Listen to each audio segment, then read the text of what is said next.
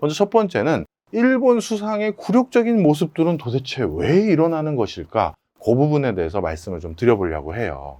사실 이 사진은 굉장히 인구에 회자됐던 유명한 사진이죠.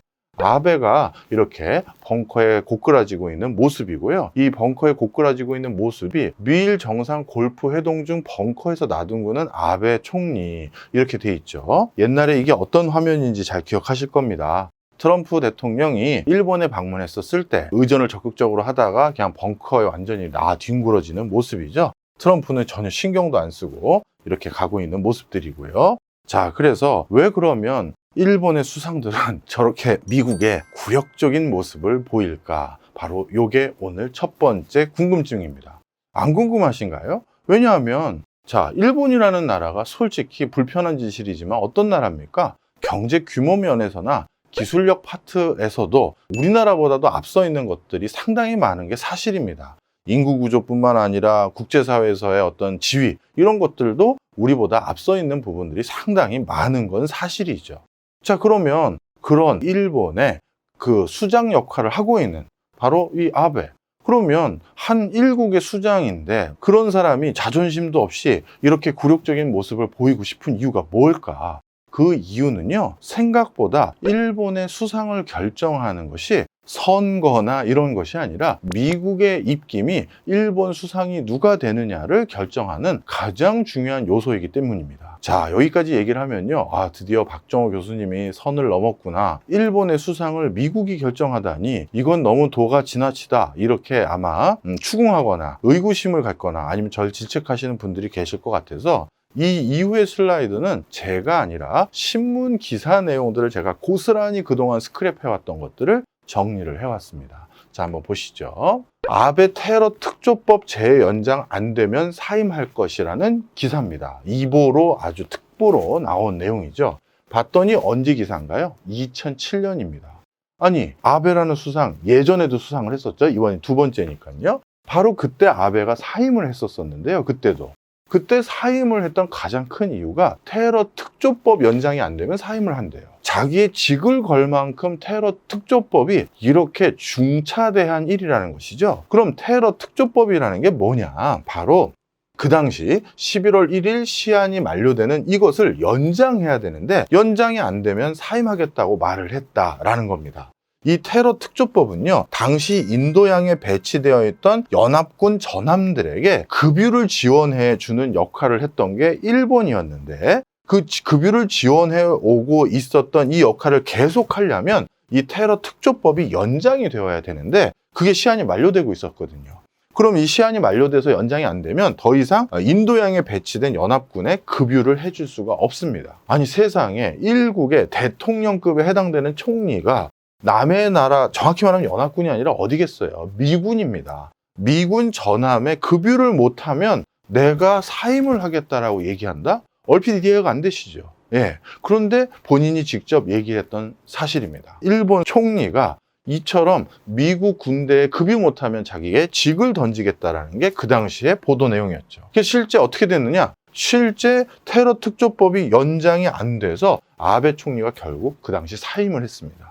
그 당시 아베 총리가 얼마나 젊었었는지 그때 젊었을 때 사진이 같이 있는 것이죠. 자, 그 다음에 이번에는요, 2020년이에요. 바로 이번에 아베가 사임할 때인데요. 이번에 아베가 사임하는 가장 큰 원인으로 자신이 가지고 있는 아주 독특한 장 질환, 이 질환이 도져서 그래서 사임한다라고들 많이 보도가 났었는데요.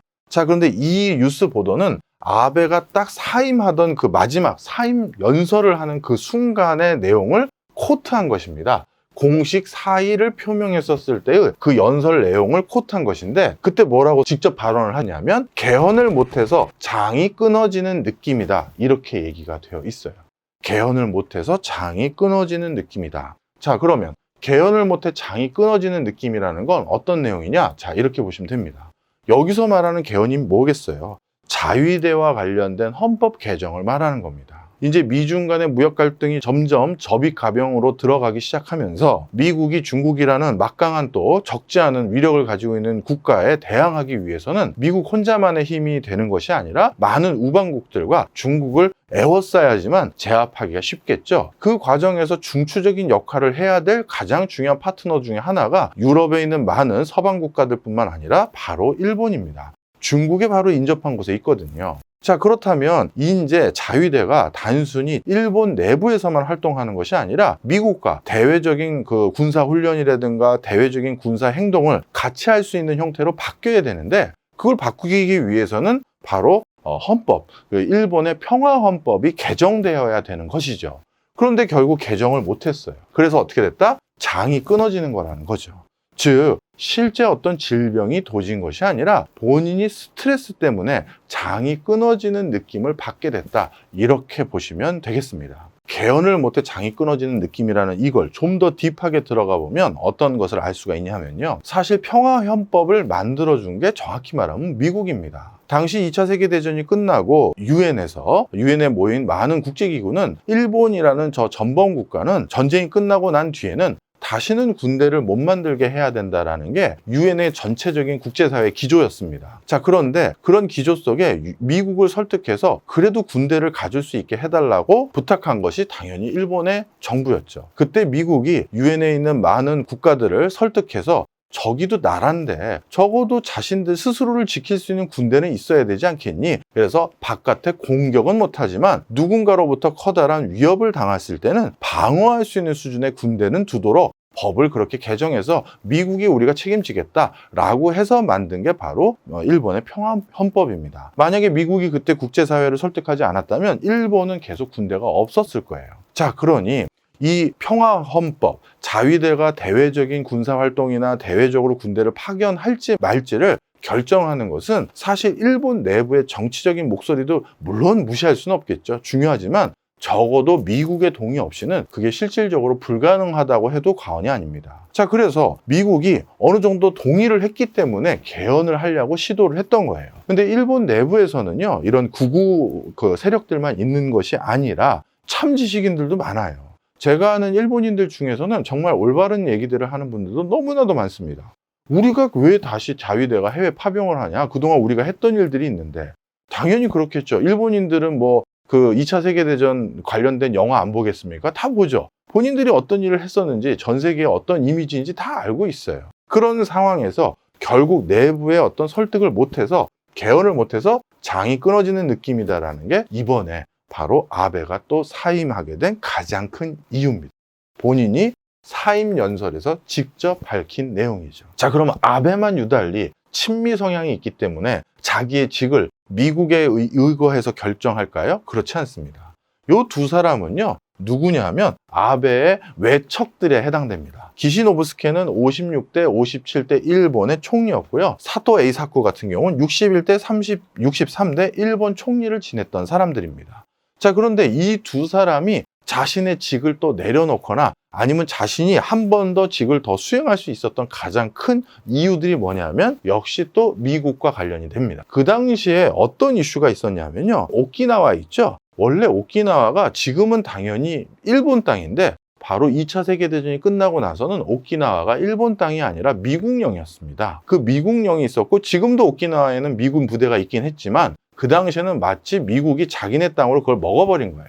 그 오키나와를 돌려받는 과정에서 그거를 아주 평화적으로 돌려받았다라는 걸 국제사회에서 인정받아가지고, 사실 우리나라에서는 노벨 평화상을 아시아인에서 제일 먼저 받은 게 김대중 대통령이라고 알고 있지만 사실 일본 총리가 그때 오키나와를 평화적으로 돌려받은 걸 바탕으로 해서 노벨 평화상을 이미 아주 진작에 먼저 받았었습니다. 바로 그런 업적으로 인해서 한 분은 노벨 평화상을 받아서 총리 역할을 잘 마무리했고요. 한 분은 그 문제를 원만하게 해결하지 못해서 결국 사임을 했던 대표적인 경우가 예전에도 있었죠. 자, 그러니 일본 총리라는 것은 이처럼 미국과 관련된 이해관계 속에서 직을 그만두거나 아니면 이렇게 인정을 더 받거나 이런 일들이 있다는 걸 알 수가 있죠. 자, 아베 역시 자기네 외할아버지 뻘 되는 외가 쪽 집안의 어르신들로부터 바로 이런 관계 설정에 대해서 음으로 양으로 어렸을 때부터 교육을 받아왔다라고 해도 과언이 아닙니다. 자, 그럼 여기까지 또 말씀드리면 많은 분들이 아베 집안만 그러나 보네요 라고 하실까봐 일본의 또 다른 총리의 사진을 또 가져왔어요. 바로 하토야마죠. 하토야마도 참 일본에서 아주 유명한 정치 집안 중에 하나죠. 이 하토야마가 뭐라고 또 자기가 사임하겠다고 얘기했냐면 후텐마 기지에 대해서 책임지고 나는 사임하겠다라고 합니다. 자, 이 후텐마 기지가 뭐겠어요? 바로 미군 부대입니다.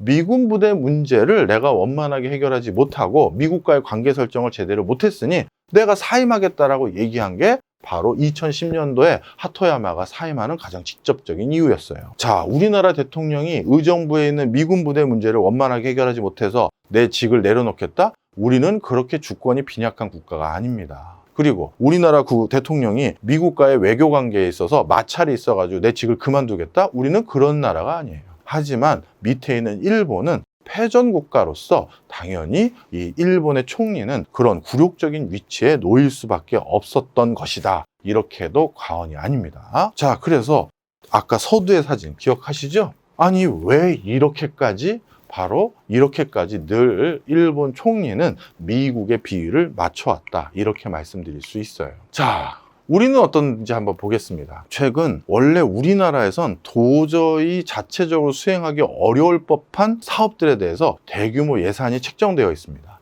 2021년부터 2025년 국방 중기 계획에 담긴 핵심 이렇게 돼 있죠. 우리나라 국방부가 중장기적으로 어떤 것들을 개발하겠다라는 나름대로 계획서를 발간했는데요. 이 계획서 안에 우리가 좀처럼 찾아보기 어려운 단어들이 있었어요. 뭐다?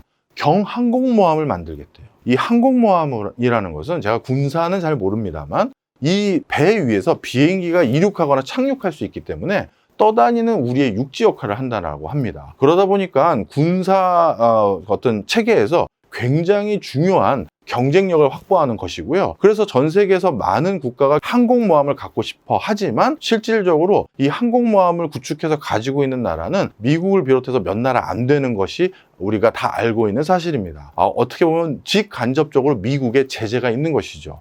마치 자신의 영토가 전 세계 어디든 떠돌아다닐 수 있다는 걸 전략적으로 바로 비행기를 공해상에 띄워서 바로 폭격을 할 수 있는 엄청난 기술이기 때문에 이거는 정말 전략적인 무기로서 그 위치가 높습니다. 그런데 우리도 전 세계에서 가장 배를 잘 만드는 나라 중 하나로서 항공모함에 건조할 수 있는 기술은 진작부터 있었어요. 그런데 뭐 음으로 양으로 어떤 압박이 있었겠죠? 못 만들게끔. 그런데 드디어 2025년까지 그냥 항공모함 말고 경항공모함을 우리가 건조하겠다는 계획이 들어갔고요. 그 다음에 우리는 또 현대중공업이나 아니면 대우조선해양 이런 데서 우리나라 잠수함도 너무나도 잘 만듭니다. 그리고 우리나라 잠수함은요, 미국과 합동 군사훈련을 했을 때 전 미국 함선들을 교란시키고 어지럽힐 수 있는 엄청난 전략적인 자산인데, 그런데 핵잠수함이라는 건 오래 잠행을 하고 당분간 물이 안 뜰 수도 있고 엄청난 역량을 가진 것이죠. 이 핵잠수함 검조 계획도 중장기 계획에 포함이 되어 있어요.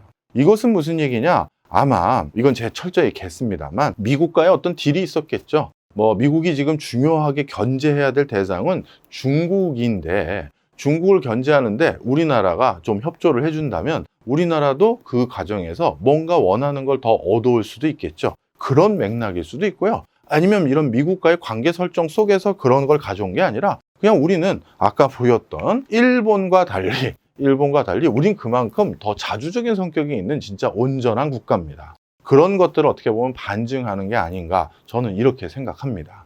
이 국뽕이 아니라 실제 이 기사 내용과 그 다음에 요 두 분의 모습, 그리고 지금 우리나라의 이런 전략적인 모습은 분명 큰 차이가 있다는 거 아실 거라고 이제 생각이 듭니다.